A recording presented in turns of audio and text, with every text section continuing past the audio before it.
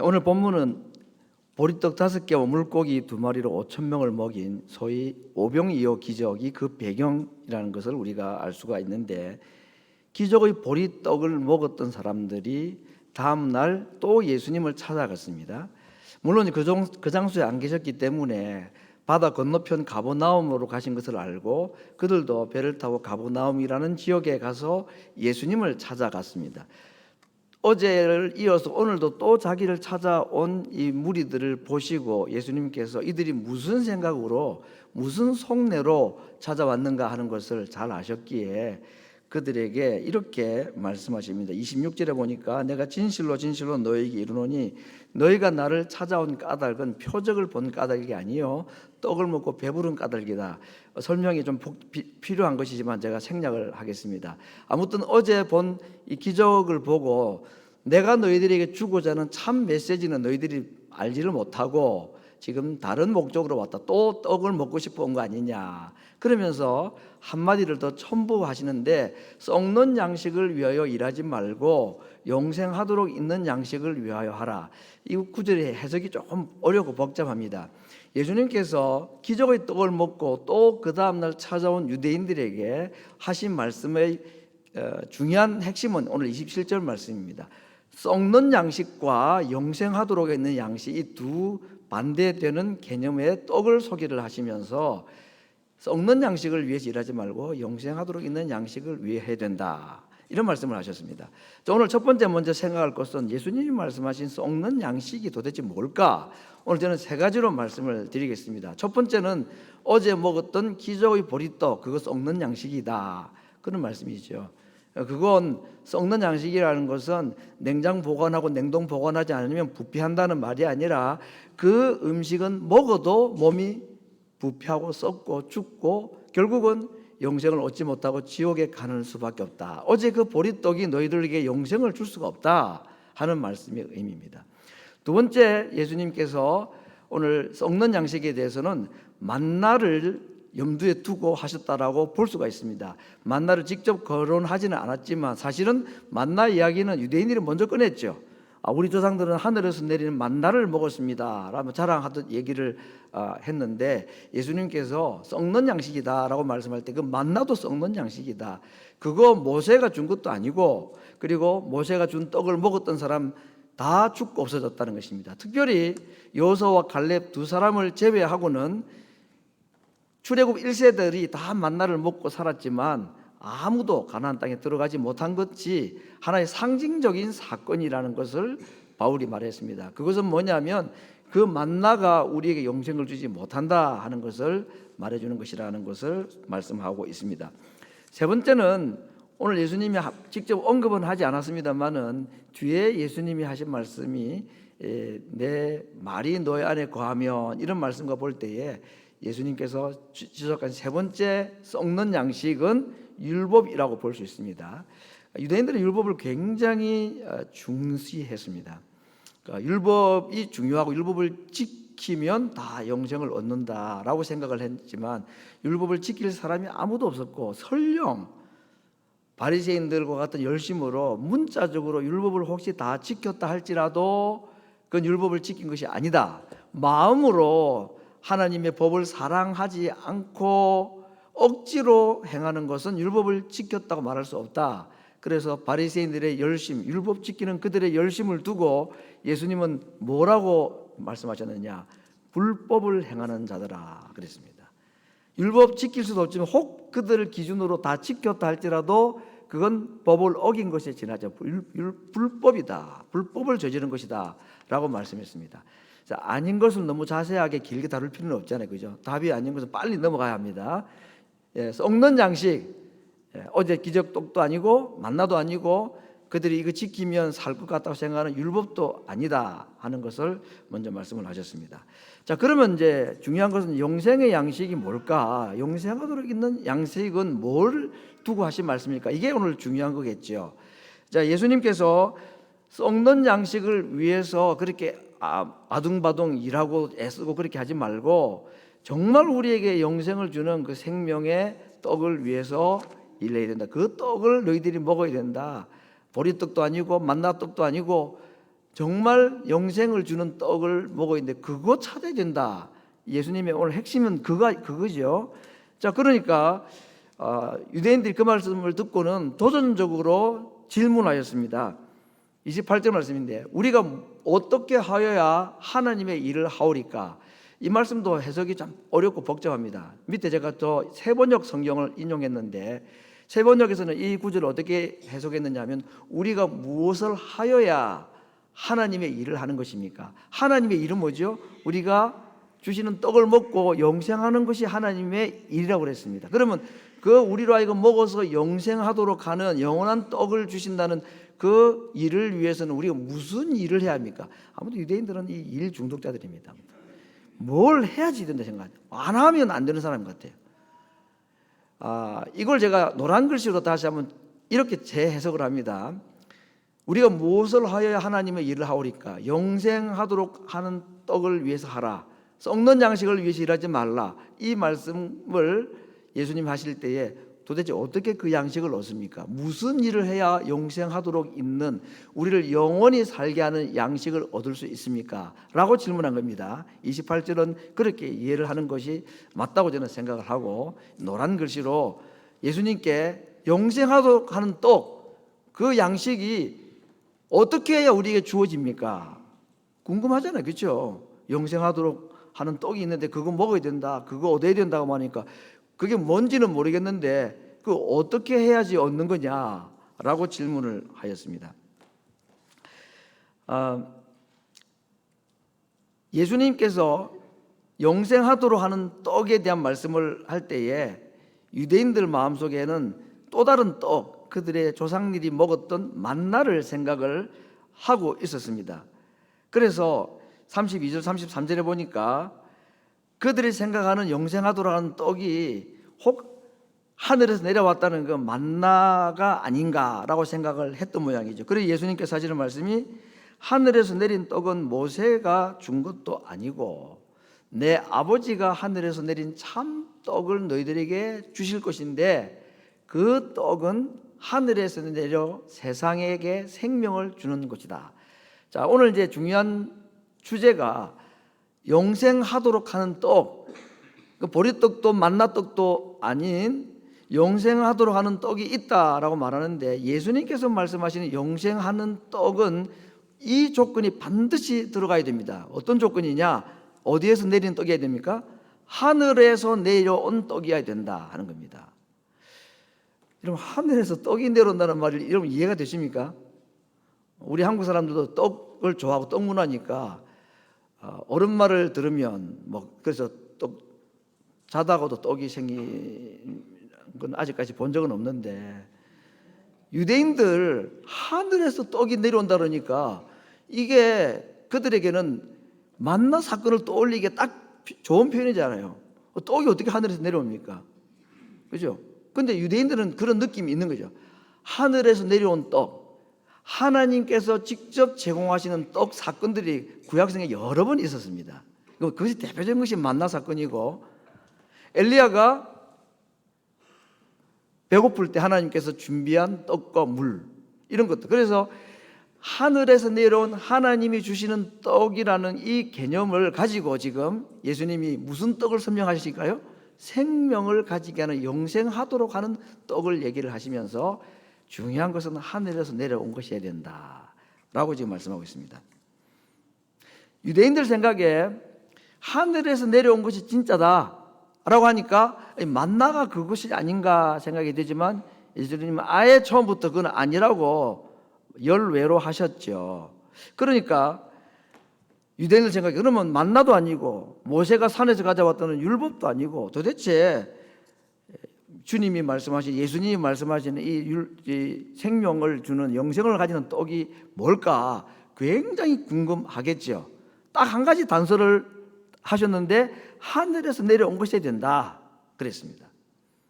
자, 그러니까 이 떡 하늘에서 내려온 뭐 만나 말고 또 다른 떡이 있습니까?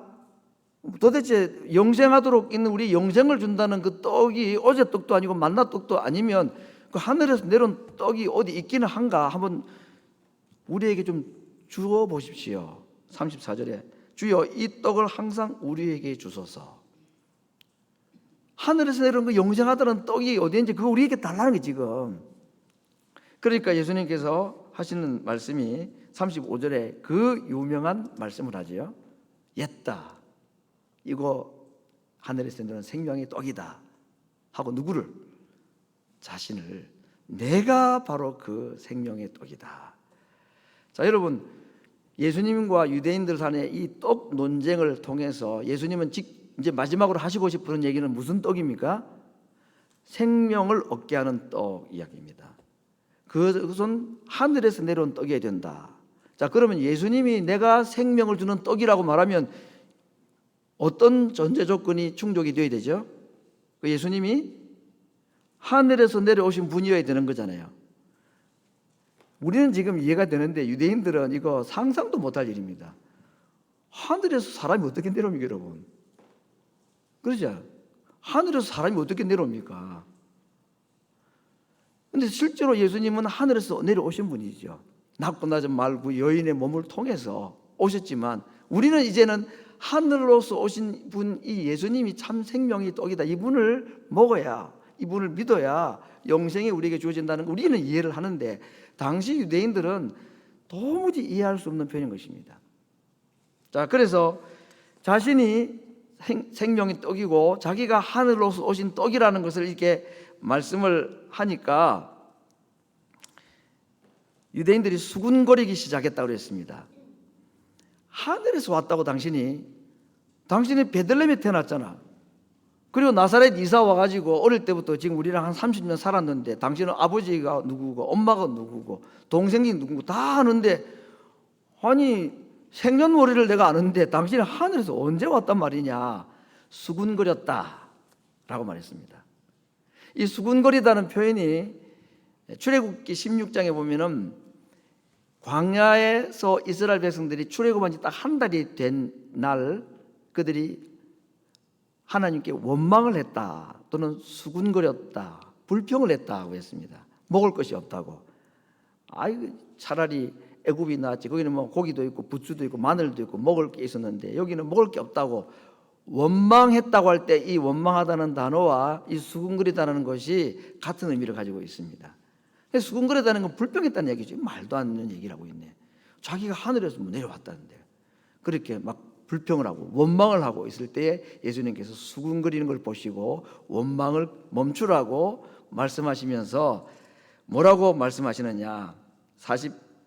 44절에 보니까 나를 보내신 아버지께서 이끌지 아니하면 아무라도 내게 올 수가 없다. 자, 여러분 이제 예수님께서 보리떡을 가지고 만나 이야기도 소환을 했고 그러면서 오늘 참 주제가 되는 생명의 떡, 하늘로서 온 떡 얘기를 하면서 자기가 하늘에서 온 사람이라고 말하는 겁니다. 지금 떡이 뭔지는 좀 은유적이니까 내가 떡이라고 말하니까 그건 또 무슨 특별한 의미가 있었겠거니 이해가 될 만하잖아요. 그렇죠? 근데 하늘에서 내려왔다는 것이 도무지 이해가 안 되는 겁니다. 유대인들에게.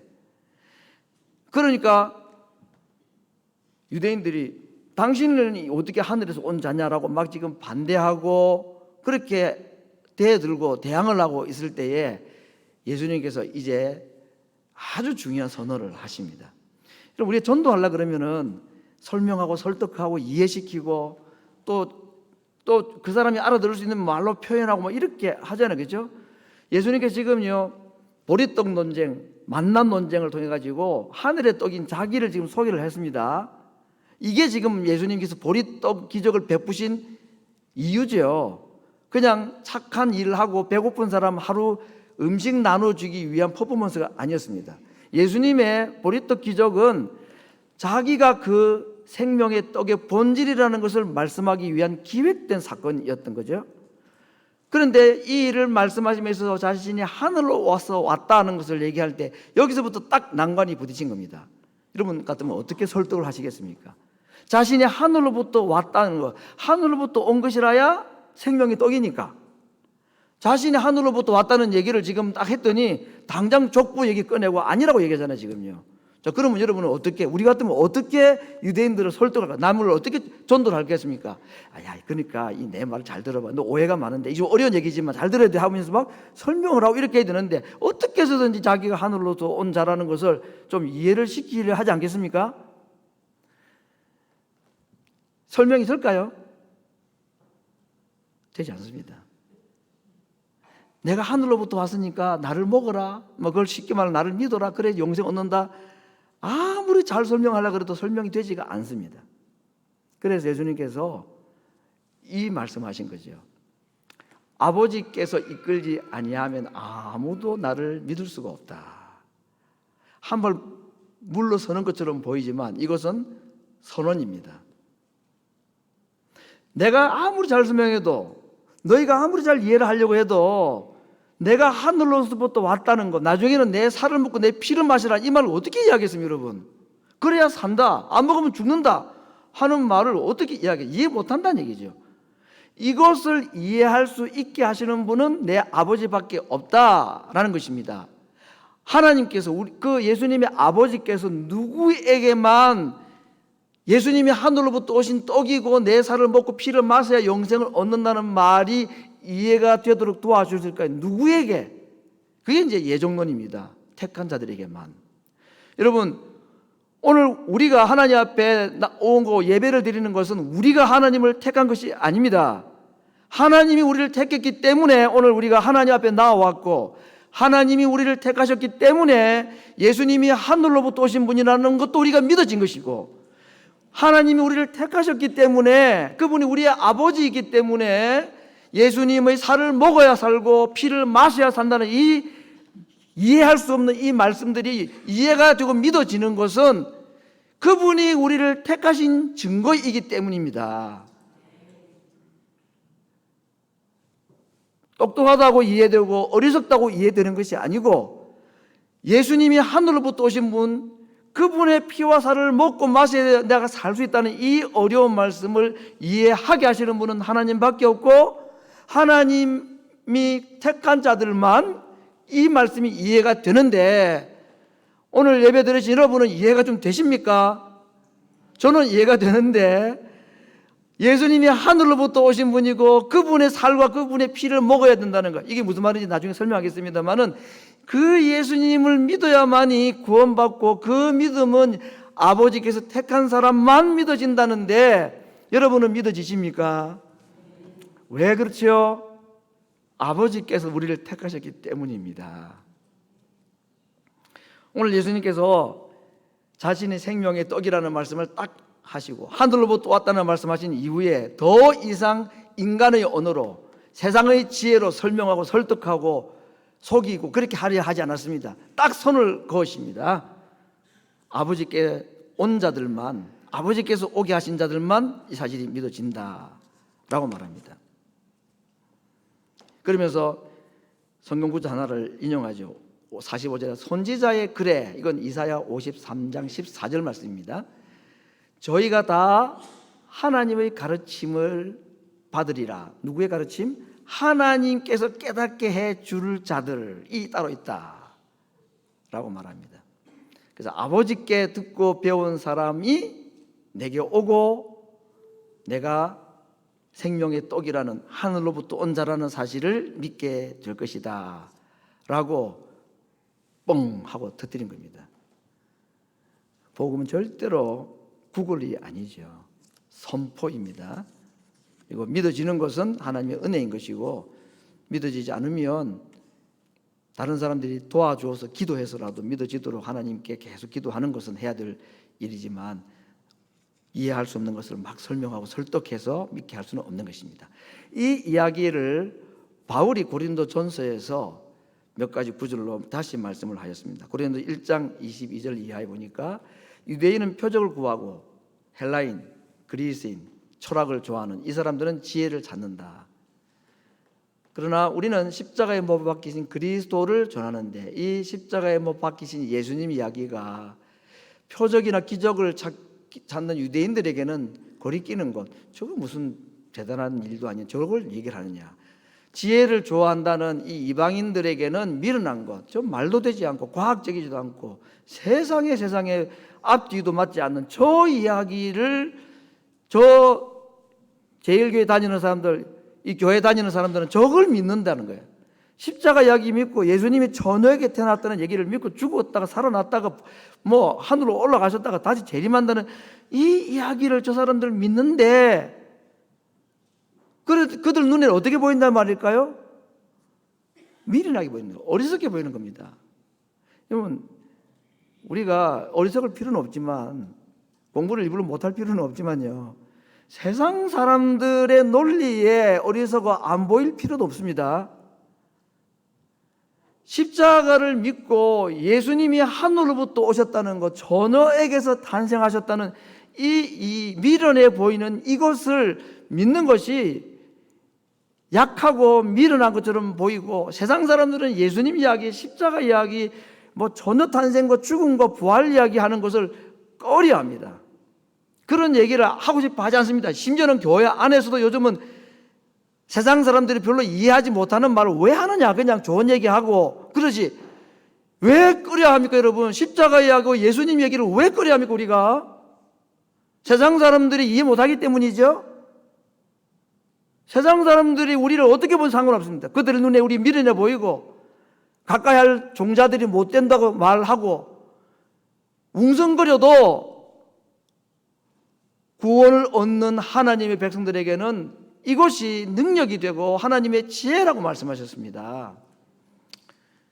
예수님 이야기, 십자가 이야기는 세상 사람들에게는 꺼리끼는 일이고 세상 사람들에게는 미련한 것처럼 바보처럼 보이는 과학적이지도 못한 얘기처럼 들릴지 몰라도 우리에게는 이것이 구원을 얻는 능력이 되는 것이고 우리에게는 이것이 구원하시는 하나님의 지혜인 것입니다. 우리는 믿어지는 것입니다. 왜? 하나님 우리를 택하셨기 때문에. 왜? 아버지가 우리를 예수님께로 이끌어 가셨기 때문인 것입니다. 이제 오늘 마지막으로 제가 드릴 말씀은 떡을 먹는다라고 예수님 오늘 표현하셨는데, 이 떡을 먹는다는 말이 무슨 말일까? 오늘 예수님께서 말씀하시는 떡은 만나떡도 아니고 기적의 보리떡도 아니라고 그랬습니다. 무슨 떡이라고 그랬죠? 생명의 떡이라고 그랬습니다. 그건 자신을 두고 한 말입니다. 그러니까 떡을 먹는다는, 떡을 먹어야 영생을 얻는다 그 말이잖아요. 그렇죠? 자, 먼저 이 떡은 하늘에서 온 떡이어야 된다 그랬습니다. 예수님입니다. 믿고 먹어야 될 대상이 다른 이야기가 아니라 예수님 이야기 또는 예수님, 그분이 우리가 먹어야 될 떡이다라는 것이고, 두 번째는 떡을 보고 군침만 삼키고 떡을 감상만 있으면 안 되고 어떻게 해야 된다고 그랬죠? 먹어야 되는 것입니다. 떡은 먹으라고 있는 것이지 뭐 구경하라고 있는 게 아니잖아요. 냄새 맡으라고 있는 게 아니죠. 자, 오늘 중요한 예수님의 표현이 하늘로서 온 떡을 먹어라. 그래야 영생이 있다. 세상에 다른 떡이 너희들에게 영생을 주는 것이 아니다. 기적의 보리떡도, 세상 사람들이 자랑하는 그 만나떡도, 세상 사람들이 자랑하는 그 과학이라는 그 떡덩어리도 그들에게 영생을 주지 못한다. 세상 사람들이 쌓아놓은 수많은 재산과 떡 가마가 있다 할지라도 그것이 너희들에게 영생을 주지 못한다. 하늘에서 내려온 떡, 예수님을 먹어야, 믿어야 산다. 이걸 지금 말하고 있는 것입니다.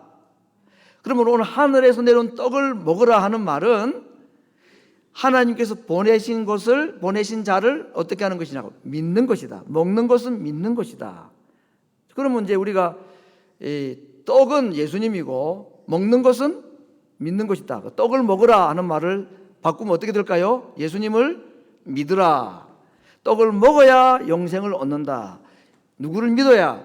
예수님을 믿어야 영생을 얻는다 라는 얘기를 지금 보리떡 이야기와 만나 이야기를 가지고 자기를 떡으로 묘사하면서 내가 그 떡이고 떡을 먹어야 살듯이 나를 먹어야 산다, 나를 믿어야 산다. 그래서 오늘 떡을 먹는다는 건 첫 번째 예수님을 믿는다 또는 예수님의 말씀을 믿는 것이 떡을 먹는 것이다. 그래야 영생을 얻는다 라고 말씀했습니다. 자, 그런데 떡을 먹는다고 말할 때 왜 하필 예수님께서 예수님을 믿어라, 나를 믿어라 하는 얘기를 떡을 먹는다는 이 식사용으로 말씀하셨을까 하는 것입니다. 예수님을 믿는다는 말이 훨씬 이해하기 쉬운데 예수님께서는 나를 믿어야 구원받는다는 말을 나중에 어떻게 설명하십니까? 내 살을 먹고 내 피를 마셔야 너희들이 영생을 얻는다. 이건 참 그렇잖아요. 떡을 먹는 건 이해가 되는데 살을 먹는다. 이게 지금 얼마나 좀 끔찍한 표현입니까? 더군다나 오늘 다루지는 않지만 피를 마셔야 산다. 여러분, 유대인들은 피를 절대 못 먹게 되어 있습니다. 율법으로 금한 겁니다. 다른 고기를 먹어도 피는 반드시 버리고 먹지 못하게 했습니다. 쏟아 버리고 땅에. 그렇죠? 근데 예수님은 율법에도 맞지 않는 피를 마셔라까지 얘기도 하고 무슨 식인 정도 아니 내 살을 먹으라. 다 상징적인 표현이고 비유적 표현들인데 예수님께서 왜 먹는다는 말로 표현할까요? 여러분, 음식을 우리가 먹죠. 먹는 이유는 뭐죠? 음식이 내 안에서 하나가 되는 거죠. 나의 생명이 되고 그 음식이 나에게 자양분이 되고 영양분이 되어서. 그래서 제가 세상 떠나는 분을 보니까 두 가지 특징이 있더라고요. 이 두 가지를 못하면 다 세상을 떠납니다. 안 먹으면 죽고 숨 안 쉬면 죽고 이 두 가지를 하면 안 죽어요. 근데 예수님께서 나를 믿어야 산다라고 말할 때에 어떻게 표현했죠? 내 살을, 내 육체, 내 피를 먹어야 산다. 얼마나 이해하기 쉬운 얘기입니까? 음식 안 먹으면 죽듯이 예수님 양식처럼 안 먹으면 죽는다 하는 표현 아닙니까? 그렇죠? 그래서 예수님께서 떡을 가지고 자신을 먹으라, 자신의 피를 마셔라, 예수님을 믿으라는 얘기를 막 먹고 마시는 것으로 비유를 하신 것이 아주 의미가 있어 보입니다. 첫 번째는 믿는 것을 말하는 것이다 라는 것을 말합니다. 자, 예수님은 곧 예수님의 말씀이라고 우리가 생각할 수 있습니다. 그렇죠? 그래서 예수님을 먹는다는 말은 뭘 먹는다는 말일까요? 예수님의 말씀을 먹는 거다 그랬습니다. 근데 하필 왜 먹는다는 단어로 썼느냐? 그래서 예수님의 살과 피를 먹어야 된다는 얘기를 이해하기 첫 번째 쉬운 사실은 성찬식을 우리 쉽게 생각할 수 있습니다. 우리는 한 1년에 6번 정도 성찬식을 가지는데 아무튼 성찬식은 하나님께 주신 정말 큰 은혜의 수단인 것 같아요. 그래서 성찬식을 통해서 우리가 예수님을 먹고 예수님을 마십니다. 근데 오늘 더 중요한 말씀이 하나 있는데 오늘 본문 56절 말씀을 먼저 한번 읽고 다음 요한복음 말씀을 보겠습니다. 56절 말씀 제가 읽습니다. 내 살을 먹고 내 피를 마시는 자는 그 다음 뭘까요? 내 안에 거하고 나도 그 안에 거하나니. 내 살을 먹고 피를 마시는 자, 이건 뭐죠? 예수님의 말씀, 예수님을 먹고 마시는 자, 또는 예수님의 말씀을 먹고 마시는 자, 예수님을 믿는 자, 또는 예수님과 계속해서 교제하는 자, 이런 의미가 있겠죠. 그런 자를 어떻게 말씀했냐? 그는 내 안에 거하고 나도 그 안에 거한다. 이건 요한복음 15장 7절에 있는 말씀과 딱 맞는 말씀이에요. 너희가 내 안에 거하고 내 말이 너희 안에 거하면, 이 말씀입니다. 근데 예수님께서 이 요한복음 6장과 15장에서 같은 말씀하실 때에 내 안에 거하고 너희는 내 안에 거하고 할 때에 내 말이 너희 안에 거한다 라는 말로 말씀하셨습니다. 자, 예수님을 먹는다는 말은 예수님의 말씀을 먹는다는 말이라고 그랬습니다. 그렇죠? 근데 예수님의 말씀을 먹으면 어떤 일이 벌어질까요? 우리가 예수님 안에, 그 다음에 예수님이 우리 안에 거한다, 하나가 된다, 그런 뜻인데 포도나무 가지 비유에서는 요한복음 15장 7절에서는 우리가 예수님의 말씀을 먹고 예수님의 말씀을 내가 마시고 하면 우리가 예수님 안에 거하고 그 다음에는 무엇이? 예수님의 말씀이 우리 안에 들어온다고 그랬습니다. 여기에 사용된 말씀이 신약 성경 언어인 헬라어에는 말씀이라는 단어가 로고스라는 단어와 레마라는 두 단어를 혼용해 쓰고 있습니다. 두부로 딱 칼로 두부 자르듯이 로고스와 레마를 딱 구분할 수는 없습니다. 혼용해서 쓴 예가 간혹 나오기 때문에. 그러나 일반적으로 대체적으로 성경에서 예수님께서 로고스라는 말씀과 레마를 구분하실 때 이 레마를 말씀하실 때 우리 안에 무엇이 거하면, 레마가 거하면 내 말이 너의 안에 거한단 말은 레마가 거한다 그래요. 레마가 뭐냐? 우리 쉽게 말하면 하나님께서 우리에게 깊이 깨닫게 하신 말씀, 이렇게 이해할 수 있겠습니다. 정말 하나님께서 나에게 직접 말씀하신 것과 같은 그 말씀을 들었을 때 내 삶의 변화가 일어나고 약속의 말씀이 나를 살려주고 회복시켜주고 절망 가운데서 나를 이끌어주고 했던 그 능력이 나타나는 말씀을 말할 때에 레마라는 단어를 썼습니다. 그러면 오늘 내 살을 먹어라, 내 피를 마셔라, 그러면 내가 너의 안에 들어가겠다 할 때에 내 말이 너의 안에 들어간다라는 말이잖아요. 그렇죠?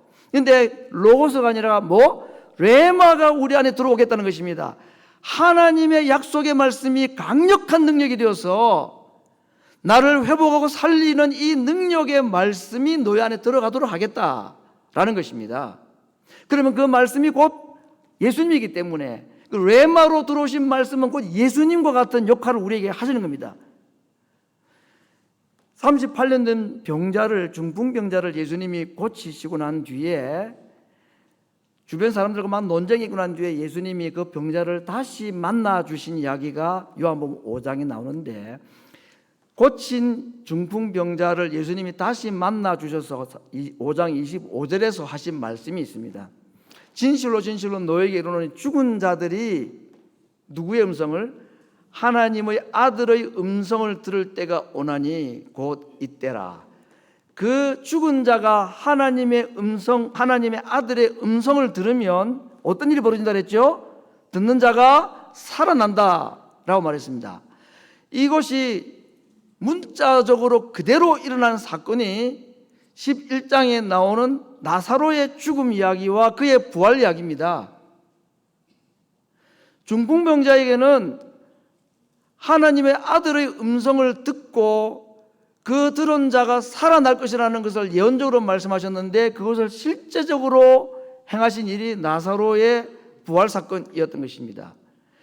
이 하나님의 음성, 하나님의 아들의 음성을 듣는 자가 살아날 때에 그가 들었던 말씀이 무슨 말씀일까요? 이게 레마인 것입니다.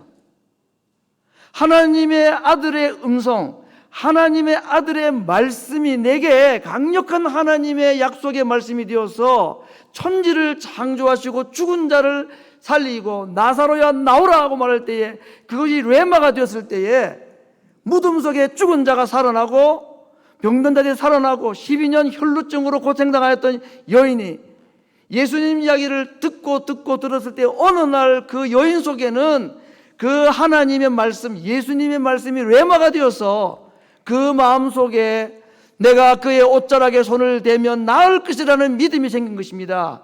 그 약속대로 그 여인이 일어나고 살아나고 회복이 된 것입니다.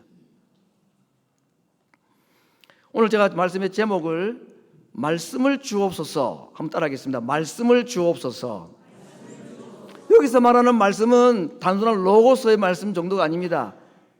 우리 요즘 같은 불경기에는 외국어 한두 개는 알아야지 생존이 가능하니까 말씀을 주옵소서라는 말하면 말씀 대신에 오늘 들었던 레마, 발음이 조금 정확하지 않아도 됩니다.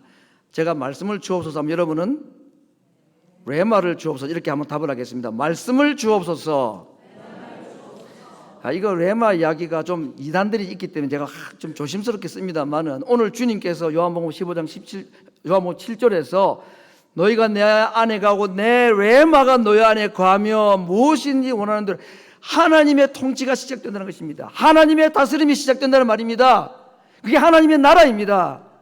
하나님의 말씀이 레마로 우리에게 들어올 때는 하나님의 통치가 시작되고 죽은 자가 그 아들의 음성을 듣고 살아나고 회복되는 역사가, 하나님의 나라가 임하는 역사가 일어난다라는 것입니다. 2024년 하반기에 우리 교회에 예배 때마다 하나님의 아들의 음성을 듣고자 하는 열망으로 모이기를 바랍니다. 하나님 앞에 말씀을 주옵소서. 혈루증 여인에게 주셨던 말씀, 죽은 나사로의 귀에 들렸던 그 레마로서의 말씀이 우리에게도 들리게 하여 주옵소서라고 기도하며 말씀 앞에 나오기를 바라고, 말씀을 듣는 내내 주여 말씀하여 주옵소서, 주여 내 마음에 말씀을 심어 주옵소서, 회복과 생명의 말씀을 제 마음에 담아 주옵소서. 무슨 말씀을 오늘 주실 것입니까? 말씀을 듣고 난 뒤에도 또 다른 성도들과 함께 만나서 또 되새김질하고, 이것이 예배 전이든지 예배 후든지 예배 중이든지 이것이 우리에게 하나님의 아들의 음성처럼 내게 레마로 역사하기 시작할 때에 죽은 자가 살아나고 병든 자가 고침받고 회복의 역사가 일어나고 생명의 역사가 일어나는 2024년 하반기 온 교회 성도들이 레마의 말씀으로 충만하여서 살아나고 회복되는 역사가 있기를 간절히 바랍니다. 이 시간 같이 한번 기도하겠습니다. 주님, 말씀을 주시옵소서. 죽은 자를 살리신다는 아들의 음성을 우리에게 오늘도 내일도 말씀하여 주시고 듣게 하여 주시고 마음속에 넣어달라고 하나님, 이 시간에 한번 간절하게 기도하는 시간을 가지겠습니다. 하나님 아버지, 기도합니다. 말씀을 우리에게 주옵소서. 우리에게 생명의 말씀을 주시기를 원합니다. 하늘로서 내려오신 그 생명의